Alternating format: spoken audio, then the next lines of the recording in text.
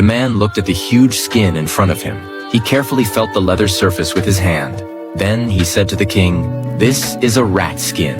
After hearing this, the king directly denied his answer. Another man came over with a magnifying glass and studied it for a long time.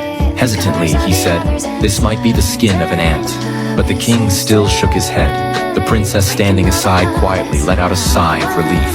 Because as long as someone guessed correctly, she had to marry that person. Then, another gentleman stepped onto the stage. Seeing this, the princess secretly felt happy. But after the gentleman observed carefully, he still guessed the answer wrong. Just then, a savage suddenly rushed up. Then he shouted out, "This is a flea skin." The king didn't expect that the savage had guessed the correct answer. It turned out that a few years ago, when the princess was playing music in the palace, a flea suddenly jumped out of the king's hand. The king watched the flea hopping on his palm. He didn't even have the mind to continue listening to his daughter's performance. In order to study this flea, the king immediately left the hall and went back to his study.